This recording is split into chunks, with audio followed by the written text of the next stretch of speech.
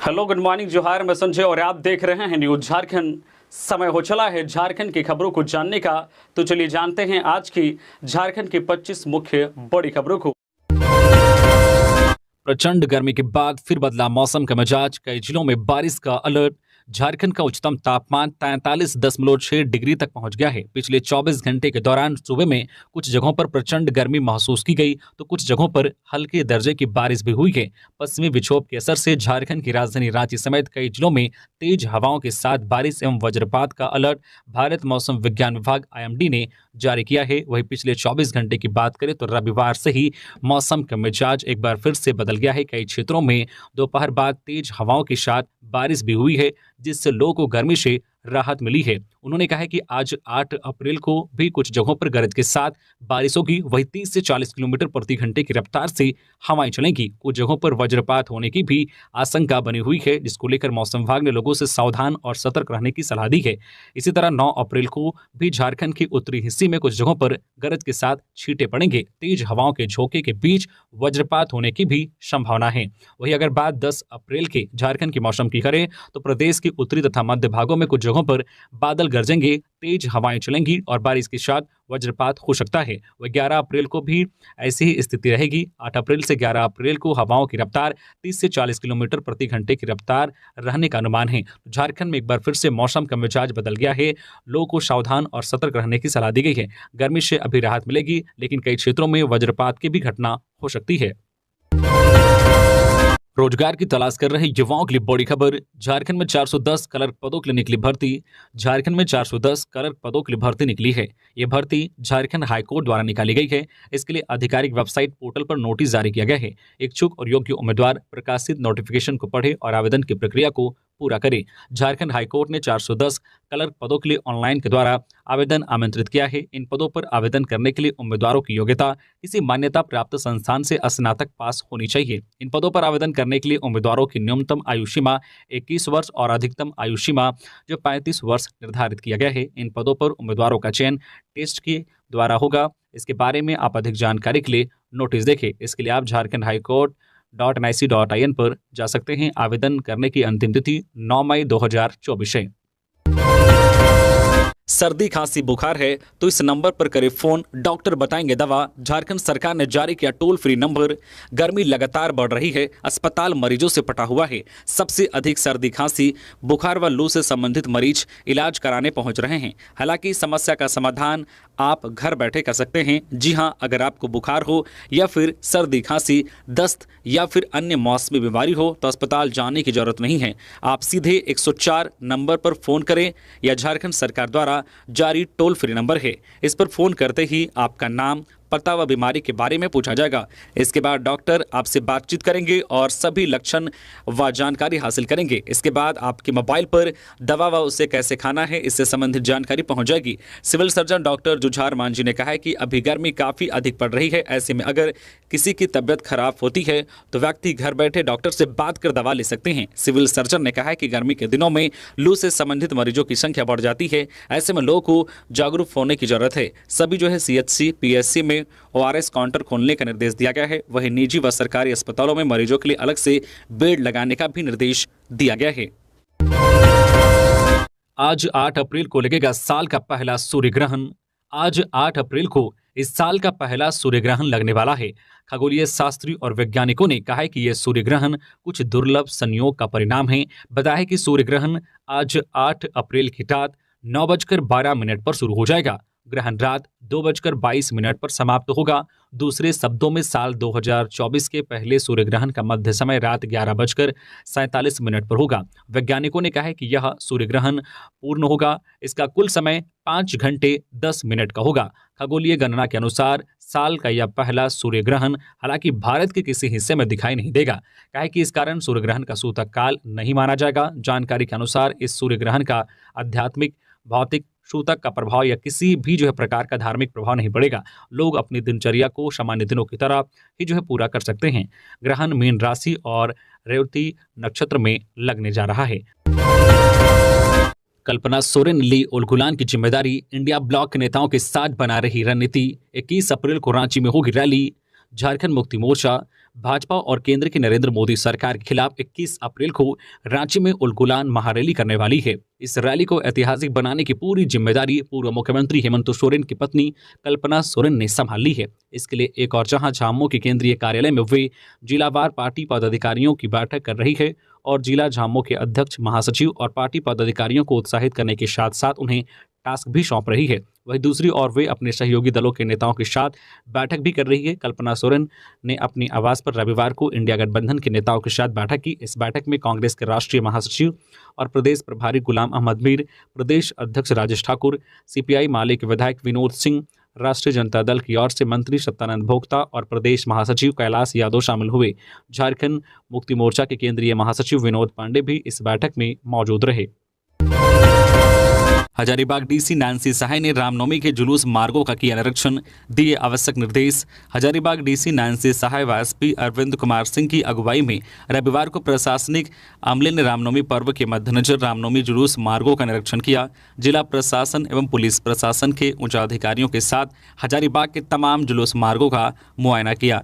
इस दौरान डीसी ने संबंधित अधिकारियों को सड़क मार्ग में पड़ने वाले पेड़ों की डालियों, अव्यवस्थित बिजली के तारों आदि को व्यवस्थित करने का निर्देश दिया। साथ ही जुलूस मार्गों पर बैरिकेडिंग का आकलन करते हुए रूट लाइन के सड़क किनारे रखे ईंट, बालू व पत्थर को हटाने का भी निर्देश दिया।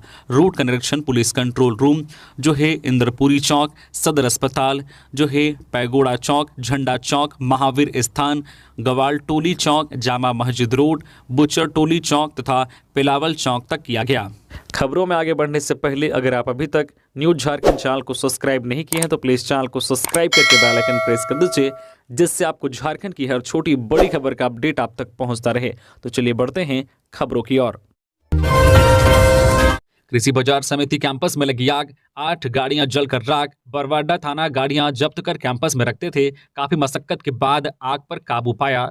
धनबाद कृषि बाजार समिति प्रांगण बरवा अड्डा में भीषण आग लग गई, जिसमें 8 गाड़ियां जलकर नष्ट हो गई। घटना की सूचना पाकर अग्निशमन दल मौके पर पहुंचा और आग पर काबू पाया। घटना के संबंध में बाजार समिति के अध्यक्ष जितेंद्र अग्रवाल ने बताया है कि बरवा अड्डा पुलिस स्टेशन द्वारा जब्त की गई गाड़ियां बाजार समिति परिसर में खड़ी की जाती है। इसके आसपास झाड़ी झंकार खड़े हो गए हैं, जिसमें आग लगने से वहां खड़ी जब्त की वाहनों को चपेट में ले लिया। तेज हवा की वजह से आग बहुत ही कम समय में विकराल रूप धारण कर लिया, जिससे इलाके में अफरा तफरी मच गई। उन्होंने बताया कि लोकसभा चुनाव 2024 के लिए जिला प्रशासन द्वारा मतगणना स्थल और जो है स्ट्रांग रूम के तौर पर बरवाडा कृषि बाजार प्रांगण को स्ट्रांग रूम और मतगणना स्थल बनाया गया है, जहां चुनाव होने के बाद धनबाद लोकसभा क्षेत्र के विभिन्न मतदान केंद्रों से ईवीएम लाकर रखी जाएगी, लेकिन कृषि बाजार प्रांगण में सुरक्षा का घोर अभाव है। इस संबंध में समिति ने जो है कई बार जिला प्रशासन को पत्र लिखकर सूचित किया है, जिस पर अब तक कोई कार्रवाई नहीं हुई है। ऐसे में जो है रविवार को आग लगी की घटना होना चिंताजनक है। मस्जिद में वर्चस्व को लेकर 2 गुटों में मारपीट, महिला समेत 2 घायल। गिरिडीह के मुफस्सिल थाना इलाके के कोंगड़ी गांव में रविवार की शाम मस्जिद में वर्चस्व कायम करने को लेकर 2 गुटों में जमकर मारपीट हुई, जिसमें एक गुट से गांव के ही रियाज और एक महिला सबनम के घायल होने की बात कही जा रही है। इधर इसकी पुष्टि करते हुए थाना प्रभारी श्याम किशोर महतो ने जो है घटना की पुष्टि की है और अब दोनों गुट से आवेदन आने के बाद कार्रवाई की जाएगी। मारपीट की घटना के बाद एक गुट के लोगों के फरार होने की भी बात कही जा रही है। जानकारी के अनुसार कोंगड़ी गांव के मस्जिद में रविवार की शाम अंजुमन कमेटी में वर्चस्व कायम करने को लेकर मारपीट की घटना होने की बात कही जा रही है। इसमें एक गुट अपना वर्चस्व स्थापित करना चाहता था तो दूसरा गुट उसे मानने को तैयार नहीं था, लिहाजा इसी बात को लेकर मारपीट की घटना हुई, जिसमें रियाज और सबनम को गंभीर चोट लगी है। फिलहाल दोनों का इलाज सदर अस्पताल में चल रहा है। अवैध विदेशी शराब की मिनी फैक्ट्री का उद्भेदन, नूतंडी में जमीन के अंदर छिपाकर गाड़े हुए थे ड्राम, शराब व अन्य सामग्री बरामद। बोकारो के नूतंडी में जरीडी थाना क्षेत्र ने छापा मारा, जहां से अवैध विदेशी शराब की मिनी फैक्ट्री का उद्भेदन किया गया। तलाशी के क्रम में 4 दीवारी के अंदर बने एक कमरे एवं जमीन के अंदर छिपाकर गाड़े हुए ड्राम के अंदर बोरे में रखे विदेशी शराब एवं स्प्रीट बरामद हुआ। छापेमारी के क्रम में अभियुक्त नूतंडी ग्राम निवासी बसंत महतो के विरुद्ध उत्पाद विभाग ने मामला दर्ज किया। छापेमारी दल में निरीक्षक उत्पाद संजीत देव, अवर निरीक्षक उत्पाद सदर कृष्णा प्रजापति, अवर निरीक्षक उत्पाद चंद्रपुरा और तेनुघाट दीपिका कुमारी, जरीली थाना प्रभारी अमित राय, सोनू चौधरी, विकास विश्वकर्मा एवं सशस्त्र बल शामिल थे। इन्होंने विभिन्न ब्रांड की 675 लीटर विदेशी शराब, तैयार रंगीन शराब, विभिन्न ब्रांड के 4000 लेबल, 4000 ढक्कन, 5000 नकली होलोग्राम और जो है केरामेल जब्त किया है। झारखंड के पूर्वी सिंहभूम में जो है केसरपुर चेक पोस्ट से 71,500 रुपए बरामद, पिकअप वैन से मिले कैश। लोकसभा चुनाव 2024 को लेकर पुलिस और एसएसटी का संयुक्त चेकिंग अभियान जारी है। इसके तहत पश्चिम बंगाल निवासी बबलू सोरेन की पिकअप वैन से 71,500 रुपए कैश बरामद किए गए हैं। पूछताछ करने पर ड्राइवर कैश के संबंध में जानकारी और वैध दस्तावेज नहीं दे पाया। पुलिस की ओर से नियमानुसार रुपए जब्त कर आगे की कार्रवाई की जा रही है। वैसे ड्राइवर ने बताया है कि गालोडी बाजार में धान बेचकर वह वापस पश्चिम बंगाल लौट रहा था। इसी दौरान वाहन की तलाशी ली गई। टीपीसी उग्रवादियों द्वारा बंद कराए गए कोयल नदी पर पुल निर्माण कार्यस्थल का एसपी ने किया निरीक्षण, एसआईटी करेगी जांच। गुमला में 2 दिन पूर्व टीपीसी उग्रवादियों ने पुल निर्माण कार्य बंद करा दिया था। रविवार को गुमला एसपी घटनास्थल पर पहुंचे। घाघरा प्रखंड के डुको सिकवारा गांव में कोयल नदी पर चल रहे पुल निर्माण कार्य को लेवे के लिए उग्रवादियों ने बंद करा दिया था। गुमला एसपी जो है शंभू कुमार सिंह ने घटनास्थल का निरीक्षण किया और कांड के अनुसंधान एवं जो है अपराधियों की गिरफ्तारी संबंधित जरूरी दिशा निर्देश दिया। वही उग्रवादियों की गिरफ्तारी के लिए गुमला एसडीपीओ सुरेश प्रसाद यादव के नेतृत्व में एसआईटी टीम का गठन किया गया है, जिसमें इंस्पेक्टर महेंद्र करमाली समेत जिले के कई थानेदारों को शामिल किया गया है। वही इस संबंध में सिसई थाना में अज्ञात उग्रवादियों के खिलाफ प्राथमिकी भी दर्ज कराई गई है, जिसका अनुसंधान किया जा रहा है। धनबाद में सड़क हादसा, 6 लोग हुए गंभीर रूप से घायल, पुटकी पास पलटी कार, घायलों को पहुंचाया अस्पताल। धनबाद जिले के पुटकी थाना क्षेत्र में रविवार को एक सड़क दुर्घटना हुई, जिसमें गाड़ी में सवार 6 लोग गंभीर रूप से घायल हो गए। इसके बाद स्थानीय लोगों की मदद से उनके परिजनों को जो है सूचना दिया गया। परिजन मौके पर पहुंचकर घायल सभी लोगों को बेहतर इलाज के लिए धनबाद के मेडिकल अस्पताल ले गए। घटना के संबंध में घायल के परिजन जो नीतीश रवानी ने बताया है कि रविवार सुबह मनाईटांड निवासी सभी 6 लोग अपने घर से पूजा करने के लिए अल्टो कार से बागमारा चिटाही धाम राम मंदिर जा रहे थे। इसी दौरान पुटकी के पास तीखा मोड़ के समीप अल्टो कार पलट कर गया। जिसके बाद सूचना मिलते ही सभी लोगों को SNMMCH अस्पताल लाया गया। झारखंड के कुछ दशकों बाद होगा मतदान, हेलीकॉप्टर के जरिए पहुंचेंगे मतदान दल।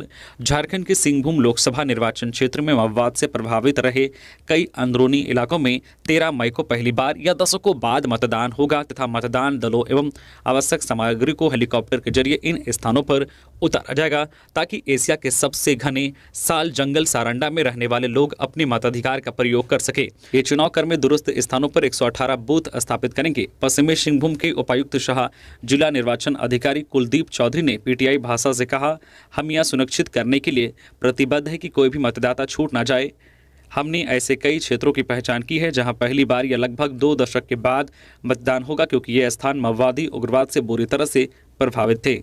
स्थिति में सुधार के बावजूद पश्चिमी सिंहभूम देश में वामपंथी उग्रवाद से सर्वाधिक प्रभावित जिलों में से एक बना हुआ है। पिछले साल यहां माओवाद संबंधित 46 घटनाएं हुई, जिसमें 22 लोगों की मौत हुई। उपायुक्त ने बताया है कि नुगड़ी के मिडिल स्कूल और बोरेरो के मध्य विद्यालय जैसे मतदान केंद्रों पर पहली बार मतदान होगा। विरोध पर गिरिडीह में चंद्र प्रकाश का वादा, बोले बीजेपी के 90% लोग बनेंगे सांसद प्रतिनिधि। गिरिडीह के मधुबन में एनडीए व आजसू प्रत्याशी चंद्र प्रकाश चौधरी का बीजेपी कार्यकर्ताओं ने विरोध किया। कार्यकर्ताओं ने चौधरी पर आरोप लगाया है कि उन्होंने 5 साल तक अपने संसदीय क्षेत्र की उपेक्षा की, उनकी सूद नहीं ली और न ही गिरिडीह में अपेक्षित विकास हुआ है। इस दौरान कार्यकर्ताओं ने शोर शराबा किया और चौधरी के खिलाफ नारे लगाए। मिली खबर के मुताबिक चौधरी को मुश्किल से बोलने का अवसर मिला। बता दें कि मधुबन में चौधरी बीजेपी की विधानसभा स्तरीय बैठक में हिस्सा लेने के लिए पहुंचे थे। शोर शराबा और हंगामा देखते हुए चंद्र प्रकाश चौधरी ने बीजेपी कार्यकर्ताओं को भरोसा दिया है कि अगले टर्म में वे उनकी अपेक्षाओं पर उतरने का भरपूर प्रयास करेंगे। साथ ही आश्वासन दिया है कि जीतने पर वे 90% बीजेपी के लोगों को सांसद प्रतिनिधि बनाएंगे। इसके बाद कार्यकर्ता शांत हुए। चौधरी ने कहा कि आजसू के 10% लोगों को सांसद प्रतिनिधि बनाएंगे। सांसद प्रतिनिधियों को विभिन्न योजनाओं से जोड़ा जाएगा। साथ ही कार्यकर्ताओं से चुनाव कार्य में पूरे उत्साह से जुट जाने के लिए कहा। उन्होंने बीजेपी और आजसू से नए वोटरों को जोड़ने की सलाह दी। अब की बार 400 के पार का नारा बुलंद करने की अपील की। ब्राउन शुगर की तस्करी करने वाले गिरोह पर पुलिस ने कसा शिकंजा, 4 गिरफ्तार। लोकसभा चुनाव के दौरान रांची पुलिस विधि व्यवस्था को कायम रखने के लिए प्रयासरत है। इसे लेकर राजधानी के विभिन्न इलाकों में जांच अभियान चलाया जा रहा है। शहर के चौक चौराहों पर वाहनों की जांच की जा रही है। इसी क्रम में रविवार को रांची पुलिस ने नशीले पदार्थ की तस्करी करते हुए 4 लोगों को रंगे हाथ पकड़ा है। सभी आरोपी ब्राउन शुगर के साथ पकड़े गए हैं। पुलिस पकड़े गए आरोपियों से पूछताछ कर रही है। रांची एसएसपी चंदन कुमार सिन्हा ने रविवार को इस संबंध में प्रेस वार्ता किया। एसएसपी ने बताया कि गुप्त सूचना मिली थी कि शहर के विभिन्न इलाकों में नशीले पदार्थ की तस्करी की जा रही है। उनके निर्देश पर एक टीम का गठन किया गया। गठित टीम द्वारा रांची के कई जगहों पर छापेमारी की गई। इस दौरान रांची के न्यू मार्केट और सुखदेव नगर के ऑटो बस स्टैंड पर 4 लोग ब्राउन शुगर की तस्करी करते पकड़े गए। व्हाट्सएप ग्रुप पर भड़काऊ पोस्ट डालने के आरोपी को पुलिस ने भेजा जेल। गिरिडीह के गांडे थाना पुलिस ने भड़काऊ पोस्ट डालकर समाज में हिंसा पैदा करने का प्रयास कर रहे युवक नसीर हुसैन को गिरफ्तार करने में सफल रही। आरोपी नसीर को पुलिस ने गुप्त सूचना के आधार पर गिरफ्तार किया। वहीं दूसरा आरोपी मोहम्मद इरफान अभी भी फरार है। जानकारी के अनुसार भड़काऊ पोस्ट डालने का आरोपी नसीर पिछले कई दिनों से फरार चल रहा था और इसी क्रम में उसे दबोचा गया। जानकारी के अनुसार देवघर के पतरौल में एक घटना के बाद गांडे के घाटकुला गांव निवासी नासिर ने गांडे के न्यूज ग्रुप में घटना के खिलाफ और घटना को अंजाम देने वाले लोगों की गिरफ्तारी नहीं होने पर मंत्री डीएसपी आवास का घेराव और रोड जाम करने से जुड़ा भड़काऊ पोस्ट शेयर किया था। पुलिस की माने तो गांडे के जिस समूह में नसीर ने यह पोस्ट किया था उसमें काफ़ी संख्या में दूसरे समुदाय के लोग भी सदस्य थे। लिहाजा मामले की गंभीरता को देखते हुए गांडे थाना ने नासिर के खिलाफ केस दर्ज कर उसे गिरफ्तार करने में जुट गई थी, लेकिन आरोपी फरार चल रहा था। इसी क्रम में गुप्त सूचना के आधार पर उसे गिरफ्तार किया गया और जेल भेज दिया गया।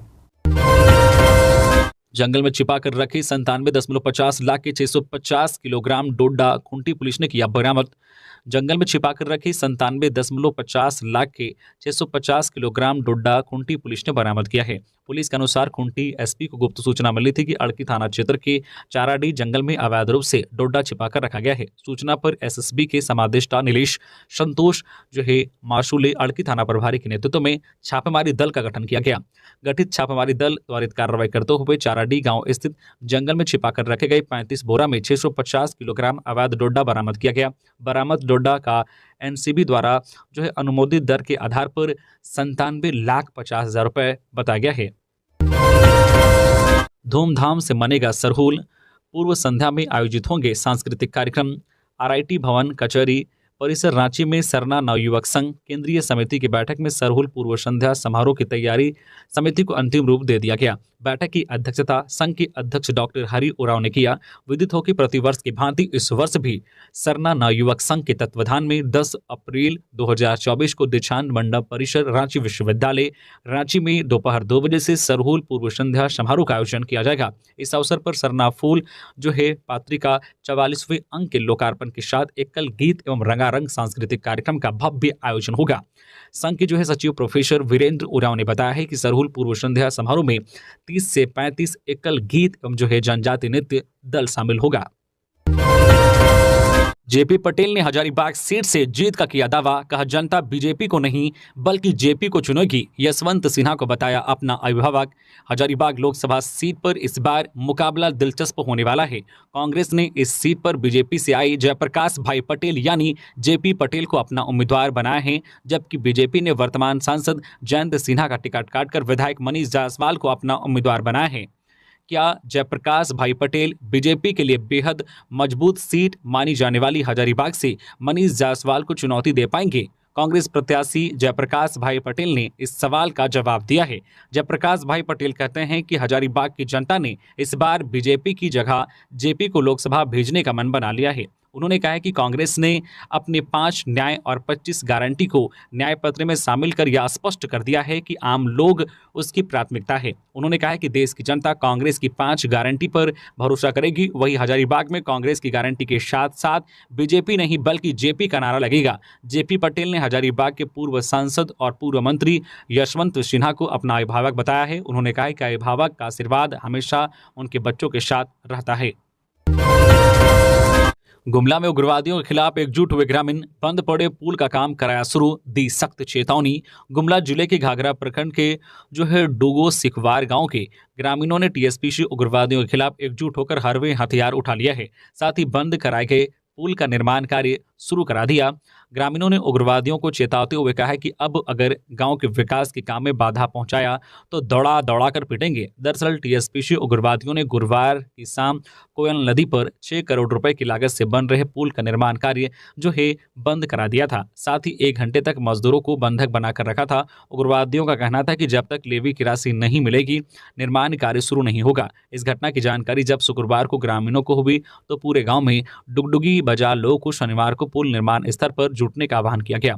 शनिवार को हरवे हथियार के साथ सैकड़ों लोग टांगी, तलवार, बलवा, हंसुआ, तीर धनुष, लाठी सहित पारंपरिक हथियार लेकर जुटे। ग्रामीणों ने बैठक कर निर्णय लिया है कि अपने गांव के विकास के लिए वह खुद उग्रवादियों से लड़ाई लड़ेंगे। उन्होंने कहा है कि पड़ोस के आधा दर्जन गांव के लोग उनके साथ हैं। ग्रामीणों ने चेतावनी देते हुए कहा है कि गांव के विकास में अगर कोई भी उग्रवादी संगठन या फिर असामाजिक तत्व बाधा पहुंचाएंगे तो उनको मुंह तोड़ जवाब दिया जाएगा। लोकसभा चुनाव 2024 प्रवासी मजदूरों को हर हाल में वोट करने को रामगढ़ डीसी ने लिखी चिट्ठी। 20 मई को रामगढ़ में लोकसभा चुनाव के लिए वोटिंग होनी है। इस क्रम में रामगढ़ जिला प्रशासन अपने स्तर से लगातार प्रयास कर रहा है कि वोटिंग परसेंटेज बढ़े, अधिक से अधिक संख्या में वोटरों की भागीदारी हो। मतदाता जागरूकता कोषांग सहित अन्य संबंधित कोषांगों के जरिए कई स्तरों पर प्रयास जारी है। इस क्रम में ऐसे कार्मिकों पर भी जो है उसकी निगाह है जो रोजी रोजगार के लिए दूसरे शहरों राज्यों में रह रहे हैं। उन्हें रामगढ़ आकर अपना वोट हर हाल में डालने में जिला प्रशासन ने दिलचस्प पहल की है। कार्मिकों को रामगढ़ डीसी चंदन कुमार ने वोटिंग करने को लेकर चिट्ठी लिखा है। चिट्ठी आई है कि अपील और मर्म के साथ उन्हें 20 मई को रामगढ़ आकर वोट करने की अपील की है। उनसे अपने मतदान का मोल समझने और अपने अधिकार का प्रयोग करने को कहा है। देवघर पुलिस ने शहर में पिस्तौल लहराते आशीष मिश्रा गैंग के 3 सदस्यों को किया गिरफ्तार। देवघर पुलिस ने आशीष मिश्रा गिरोह के 3 सदस्यों को गिरफ्तार किया है। 6 अप्रैल संध्या गश्ती के दौरान पुलिस को सूचना मिली कि रिखिया थाना अंतर्गत बंधा में संगठित अपराध के गिरोह के सरगना आशीष मिश्रा संगठन के सक्रिय सदस्य रोशन कुमार झा अवैध पिस्तौल लहराते हुए देखे गए। इस सूचना के आधार पर पुलिस ने त्वरित कार्रवाई करते हुए वरीय पदाधिकारियों को सूचित कर आदेशानुसार रोशन कुमार झा के घर पर छापेमारी किया गया, जिसमें उसके घर जो है बांधा से एक जिंदा राउंड बरामद कर गिरफ्तार किया गया। साथ ही उसके निशानदेही पर अभिषेक कुमार उर्फ अभिषेक कुमार वर्मा के घर से एक देसी कट्टा तथा शुभम कुमार के घर से एक जिंदा कारतूस बरामद कर दोनों को गिरफ्तार किया गया। आशीष मिश्रा की गिरफ्तारी हेतु छापेमारी जारी है। गिरफ्तार जो है आरोपियों के पास से एक देशी कट्टा एवं 2 राउंड गोली बरामद किया गया है। चक्रधरपुर में नकली शराब फैक्ट्री का भांडाफोड़, 4 लोग हिरासत में। पुलिस ने चक्रधरपुर के म्युनिसिपैलिटी हरिजन बस्ती क्षेत्र में नकली शराब बनाने की मिनी फैक्ट्री का भांडाफोड़ किया है। यहां से पुलिस ने भारी मात्रा में बड़े बड़े ब्रांड के नकली शराब से भरी बोतलें बरामद की है। साथ ही नकली शराब बनाने के तमाम सामानों की भी बरामदगी हुई है। जिन सामानों की बरामदगी हुई है उसमें झारखंड सरकार का शराब बनाने की बोतलों में जो लगने वाला स्टिकर भी शामिल हैं। पुलिस ने इस मामले में 4 लोग को हिरासत में लिया है और चारों से पूछताछ की जा रही है। हिंदू नववर्ष यात्रा की तैयारी पूरी। डिमना के सुभाष मैदान से निकलेगी यात्रा, भव्य होगा कार्यक्रम। जमशेदपुर में हिंदू नववर्ष यात्रा की तैयारी पूरी कर ली गई है। मानगो के डिमना स्थित सुभाष मैदान से नववर्ष यात्रा निकाली जाएगी। इसको लेकर रविवार को साक्षी स्थित एक होटल में प्रेस वार्ता का आयोजन किया गया। हिंदू नववर्ष यात्रा के अध्यक्ष रामबाबू तिवारी ने बताया है कि यात्रा का उद्गम स्थल डिमना के सुभाष मैदान से भगवा स्नान हेतु सज धज कर तैयार है। वर्ष 1992 से हिंदू नववर्ष की यात्रा निकाली जा रही है और तकरीबन विगत कुछ वर्षों से इसकी भव्यता और बढ़ी है। यात्रा के पूरे मार्ग को भगवा ध्वज से पाट दिया गया है। अयोध्या में रामलला की वापसी के बाद इस बार इसे और भव्य रूप से मनाया जा रहा है। आयोजकों ने कहा है कि यात्रा की तैयारी पूरी कर ली गई है। उन्होंने कहा है कि 1 जनवरी को मनाया जाने वाला नया साल जो है पाश्चात्य सभ्यता को दर्शाता है, जबकि सनातनी संस्कृति के अनुसार चैत्र माह के शुक्ल पक्ष प्रतिपदा की तिथि में नववर्ष की शुरुआत होती है। इसी संस्कृति को नई पीढ़ी तक पहुंचाने हेतु इसका आयोजन हर वर्ष किया जाता है। तो ये थी आज की झारखंड की टॉप बड़ी खबरें। इसी तरह से झारखंड की हर छोटी बड़ी खबर देखने के लिए आप हमारे चैनल न्यूज झारखंड चैनल को सब्सक्राइब करके बेल आइकन प्रेस कर दीजिए, जिससे झारखंड की हर छोटी बड़ी खबर का अपडेट आप तक पहुंचता रहे। तो अभी के लिए बस इतना ही, हमें दीजिए इजाजत, फिर मिलते हैं नेक्स्ट खबरों के साथ। धन्यवाद।